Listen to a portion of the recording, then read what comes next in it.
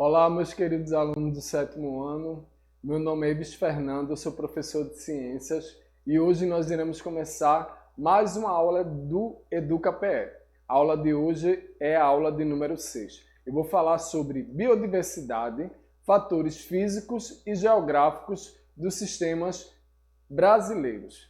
Primeiro eu vou falar sobre os biomas. O que é um bioma? São grandes estruturas ecológicas regionais com fisionomias distintas encontradas ali nos diferentes continentes, que são caracterizados principalmente pelos fatores climáticos, ou seja, temperatura e umidade, e formação de vegetais relacionados ali à latitude. Os biomas, eles podem ser tanto terrestres quanto aquáticos.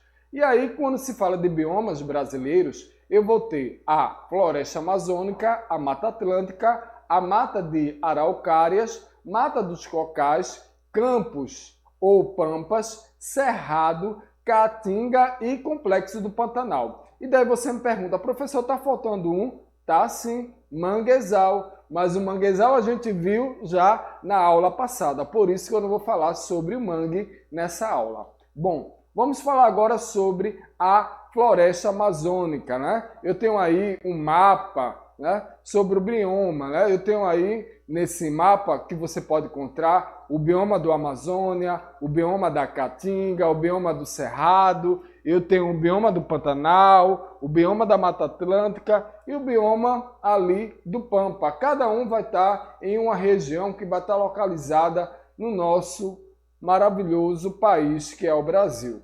Bom, vamos falar agora sobre a floresta amazônica. A floresta amazônica, elas têm folhas grandes e largas e elas se adaptam e se desenvolvem em áreas úmidas. Vai ter ali uma multiplicidade de espécies. Essas folhas verdes, elas têm uma rápida reciclagem, isso sem desfolhar. Existe ali uma distribuição aleatória das espécies. A mata, ela vive de si mesma. Ela não vai depender de outros fatores. Bom, quando se fala da floresta amazônica, se você observar aí na imagem, ela não só está no nosso Brasil, não. Ela vai se encontrar no Equador, no Peru, na Bolívia, na Colômbia, na Venezuela, na Guiana, em Suriname e na Guiana Francesa. Ela vai compreender toda essa área aí da floresta amazônica. E eu coloquei um animal que está em extinção, que é o peixe-boi, que é um dos animais que vive ali na floresta amazônica. Bom, quando se fala de floresta amazônica, a gente tem o que se chama de mata de terra firme. Então, na imagem aí de mata de terra firme, a gente chama de floresta perennifólia eliana amazônica, CAET. Olha só, então nessa floresta daí a gente vai ter seringueiras da Amazônia, pau-rosa, imógono e etc. Eu estou falando das espécies de árvores. Então, ocorre nas regiões que não sofrem ali, quando se fala ali de mata de terra firme, né? Não vai sofrer ações das cheias. Nessa parte das florestas, as árvores elas vão apresentar alturas que vão oscilar entre 30 e 60 metros, desenvolvendo-se com distâncias restritas entre si, que é um fato que dificulta a isenção de luz, uma vez que as copas das árvores ficam muito próximas uma das outras. Mas na mata de terra firme, em razão desse fato, não há plantas menores, pois o interior dessas matas ele é escuro, impossibilitando a reprodução de vegetais, por não ocorrer o processo de fotossíntese. Aí na imagem a gente tem uma árvore onde seu fundo ele é rosa, né? Quando eu falei lá no início em relação à questão que eu tenho o pau-rosa. Então veja ali a imagem do pau-rosa e as árvores que são imensas na floresta amazônica quando se fala da mata de terra firme. Bora agora falar sobre a mata da várzea, né? Que é uma floresta de perennifólia, né? Que ela vai ser peludosa de ribeirinha. Ali você vai encontrar o paracaubá preta, a andiroba, o guaraná e a seringueira também e etc. Bom, essa vegetação que se estabelece em áreas que estão ali bem elevadas em relação às matas de igapó, mesmo assim elas sofrem inundações, porém somente nos períodos de cheias, né? As árvores presentes ali na mata de fásia, ela tem em média 20 metros de altura, isso sem contar com a imensa quantidade de galhos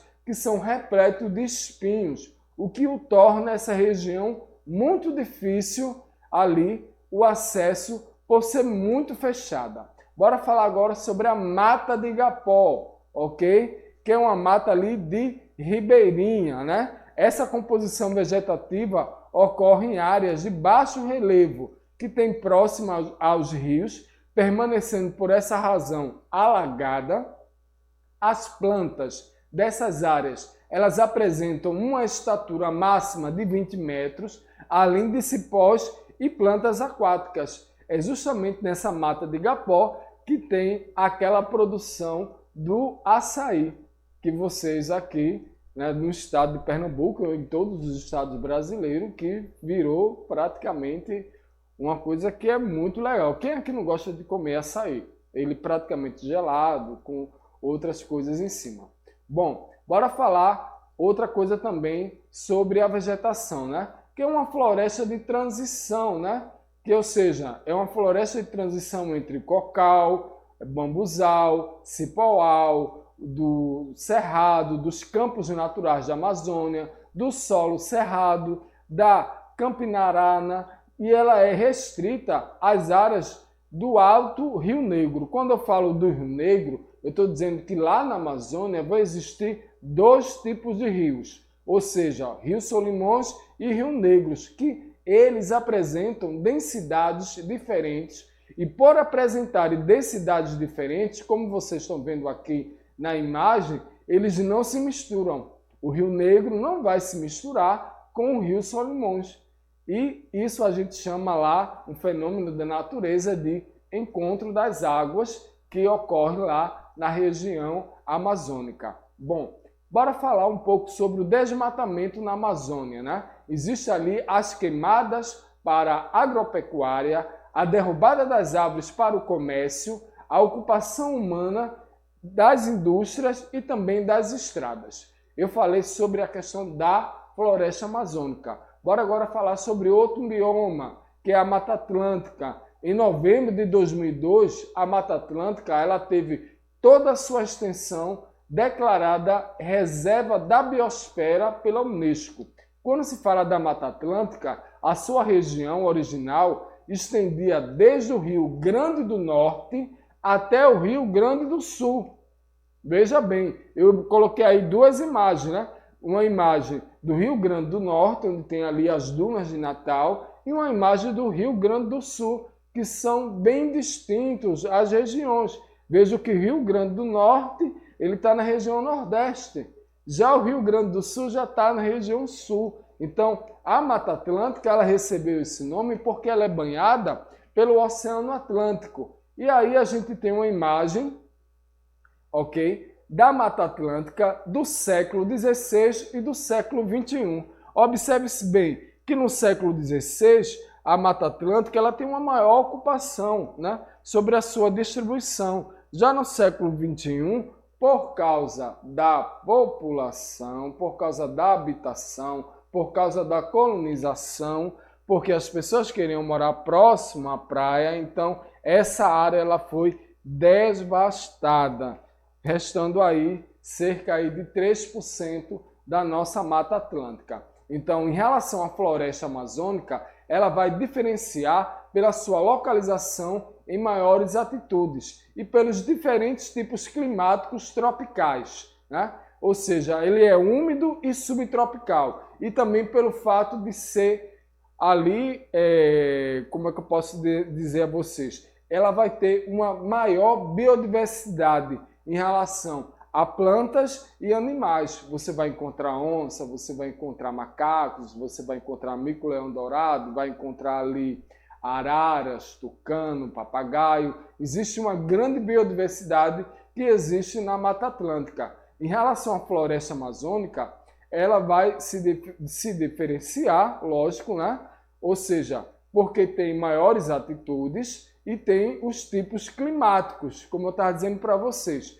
Tem uma maior biodiversidade. Então, quando se fala de aves, existe ali 1020 aves diferentes, quando eu falo assim, de espécies diferentes que são da Mata Atlântica. Existem 188 espécies endêmicas. Aí daí você pode perguntar, professor, o que são espécies endêmicas? São espécies que ocorrem exclusivamente em uma determinada região geográfica. Então, essas espécies dessas aves só tem ali na Mata Atlântica. E 104 dessas aves, elas estão ali ameaçadas de extinção. Eu sei que é bem legal, tem muita gente que tem um costume, que tem aquela velha cultura de ter o seu passarinho e de sair de manhã bem cedo, de 4 horas, 3 horas da manhã, com os seus passarinhos dentro de gaiola, para entrar dentro das matas e capturar outras aves. Isso é um crime, pessoal. A ave ela precisa estar livre no ambiente. E essa cultura ela tem que ser mudada, porque isso daí está causando a extinção dessas espécies, dessas aves que são endêmicas, ou seja, exclusivas da Mata Atlântica. Então, quando se fala da Mata Atlântica, a gente também tem os mamíferos, ou seja, tem 250 espécies de mamíferos, né? E tem 155 espécies que são endêmicas. Temos 55 espécies endêmicas. Quando eu falo endêmicas, são exclusivas, certo? Exclusivas da Mata Atlântica. Então tem aí o mico-leão dourado, tem um tamanduá que está na imagem. Isso quando se fala dos mamíferos. Bora agora falar sobre os anfíbios. Existem 370 espécies de anfíbios, onde 90 delas vão ser endêmicas. Então a gente vê aí na imagem, né? Quando se fala de anfíbios, né? Tem várias classificações. Você pode ver uma rã, uma salamandra e um cururu. Eu mesmo sou apaixonado por cururu. Na minha casa mesmo tem uns 7 cururu. O pessoal tem medo, mas não sabe o benefício que um cururu faz dentro de uma casa. Porque ele vai ali se alimentar de insetos, vai se alimentar de barata, vai comer ali os escorpiões. Se você não sabe, até os ratos ele vai se alimentar. Porque o cururu ele é um ser onívoro. Ele não se alimenta só de vegetais, como também de carne. Bom, na Mata Atlântica também tem a questão dos peixes, né? Existem 350 espécies. Dessas espécies, a gente tem 133 que são endêmicas, ou seja, fixas, exclusivas da Mata Atlântica. E aí eu coloquei 2 espécies de peixes, o lambari e o limpa-fundo. Bom, e as principais causas da destruição que teve em relação à questão da Mata Atlântica? Lembra que eu falei da questão da colonização da população? Que o pessoal quer morar perto da região litorânea? Então, existe primeiro, né? Começou primeiro com o cultivo de cana-de-açúcar e café, a exploração de madeira, a monocultura de exportação, quando se fala ali de soja, de milho, de cana, tem a pastagem, tem a caça ilegal, a queimada, a expansão urbana e a poluição ambiental, que foram as principais causas da destruição da Mata Atlântica. Bora agora falar sobre a Mata das Araucárias, que é também conhecida como as Pinhais. Bom, ela é conhecida como Mata dos Pinhais porque ocupava ali, originalmente, a região sul do Brasil, com cerca de 185 mil quilômetros quadrados. Apresentam folhas em forma de agulha e restam apenas 3% ali de sua área original. Temos também ali, na Mata das Araucárias, a extração de madeira, né, para móveis e papéis, né, que foram queimadas para a formação de pasto, agricultura, soja, trigo, milho e indústria. Então eu coloquei aí a imagem, justamente, no caso aí das araucárias, né, o desmatamento delas, para ser utilizado para queimados, né, para fazer móveis, papéis. a questão do pasto para a questão da agricultura, porque hoje tem 3%, e a questão também da monocultura. Ou seja, se destrói um bioma onde se tem espécies que são endêmicas, espécies que são exclusivas daquele determinado local, daquela determinada região, ela não vai para outro local, ela vai entrar em extinção. Então o homem vai lá, desmata, queima, né, para criar pasto, para criar monocultura, né, para ter madeira, né, para ver aí a criação de móveis e papel, pensando no crescimento econômico e esquecendo da sustentabilidade. Nós podemos ser sustentáveis, podemos utilizar a madeira, podemos plantar, podemos ter a nossa agricultura, mas cuidando também do nosso ambiente para as futuras gerações. É por isso que hoje nós estamos passando por essas alterações climáticas. Bom, bora falar ainda das matas da araucária. A gente tem ali o nome científico, Araucária angustifolia, que é da família da Araucariaceae. A altura ela tem até 50 metros e tem a época de floração que é entre setembro e outubro, tem uma época de frutificação entre abril e maio e tem um crescimento que é lento. Então, se há um desmatamento, o crescimento é lento, gente, em relação à questão das matas da araucária. Então, existe uma descrição.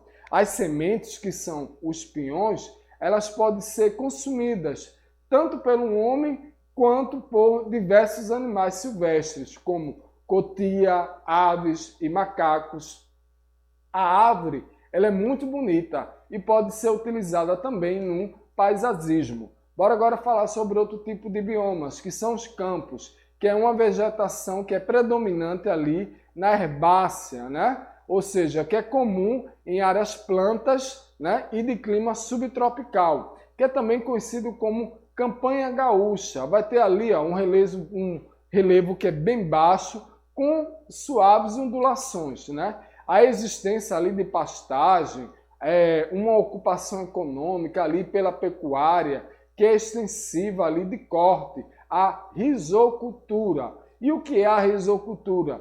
É a produção de arroz irrigado. Existe uma arenização, né? Então 50% do total está antropozada, ou seja, a área onde a ocupação do homem que está exercendo atividades econômicas e culturais ali sobre o ambiente. Bora agora falar sobre as matas dos cocais. Observe aí que a gente tem vários cocos, no caso aí tem as matas dos cocais, já tem essa referência ali, ok? Vai predominar, lógico, as palmeiras, como o babaçu, o buriti e a carnaúba. É uma área que está em transição entre os biomas da caatinga, da floresta amazônica e do cerrado, e vai estar ali entre o estado do Maranhão, do Piauí, do Ceará e do Tocantins, né? O extrativismo ela é a principal atividade econômica, ou seja, coco, semente, castanhas, produção de óleo, cera. Então existe ali uma introdução também da pecuária que tem colocado em risco ali este bioma. Bora agora falar sobre o cerrado. Tem aí a imagem do cerrado, ou seja, ele vai ser muito parecido com a savana africana. Por quê? Possui uma vegetação caducifoliar, ou seja, plantas que perdem folhas em épocas muito frias ou secas do ano. Ele vai ser composto por arbustos e pequenas árvores retorcidas, além de gramíneas, né? Ou seja, tem ali um clima tropical, um verão seco, ele vai ser devastado devido à atividade da agropecuária, tem uma implantação também de rodovias, a construção de cidades e queimadas para soja e milho, ou seja, tem a monocultura, por isso que tem a questão da rodovia. Bom, vamos falar sobre a caatinga. Eu tenho aí a imagem da caatinga em época de estiagem e tem a caatinga na época de chuva, ou seja, está localizada ali na faixa subequatorial entre a floresta amazônica e a Mata Atlântica, compreendendo ali quase 10% da área total do território brasileiro, né? Existe ali uma temperatura elevada, chuvas moderadas, rios que são intermitentes, solos que são rasos e pedregosos, vegetação que é adaptada à seca, né? A região ela tem ali, ela é baixa e tem uma grande desigualdade social no índice do desenvolvimento humano. Então eu coloquei uma imagem aí de uma família que você pode ver que existem alguns filhos que têm chinelos, outros que não têm chinelos, porque essas pessoas praticamente trabalham num trabalho que é escravocato, então para produzir dinheiro para os coronéis, então tem pessoas que vivem muito bem e pessoas que vivem em extrema miséria. Temos também o Pantanal, ok? No Pantanal, que é formado ali por área de bacia sedimentar, existe ali a planície, que é um clima tropical, semiúmido, ou seja, chuvas de um período de verão, que vai abrigar a maior reserva de vida selvagem do planeta. A agricultura comercial no entorno, ele recebe grande quantidade ali de agrotóxico, ficando retido nas águas dos rios e lagos, né? A pecuária que vai ter ali soja, algodão, pesca, caça, ali essa caça ela vai ser predatória, tem também a questão do turismo, né? Então, no Pantanal tem essas imagens aí em relação à questão da agricultura e dos animais que estão em extinção. A onça-pitada, tem ali o tatu, tem um lobo-guará. Bom, eu espero que vocês tenham gostado, né, da aula que eu dei hoje. Me desculpe por ter falado muito rápido, né, mas eu espero que vocês tenham compreendido quando se fala dos biomas brasileiros e da conservação que a gente tem que ter em relação a esse tipo de bioma. Vamos pensar em sustentabilidade. Quando se diz sustentabilidade, é utilizar a matéria-prima da forma correta para que as espécies que são endêmicas, elas não entrem em extinção e nós não entramos em um colapso, né? Quando eu falo desse colapso, eu estou falando em relação à questão do clima. Ou seja, ultimamente a gente não sabe se é verão, se é inverno, se é outono, se é primavera, hora está chovendo, hora está fazendo muito sol. Tudo isso daí foi causado justamente devido à questão do desmatamento e do uso inadequado das matérias-primas que tem no nosso Brasil. Eu vou ficando por aqui e a gente se encontra na próxima aula do Educa PE.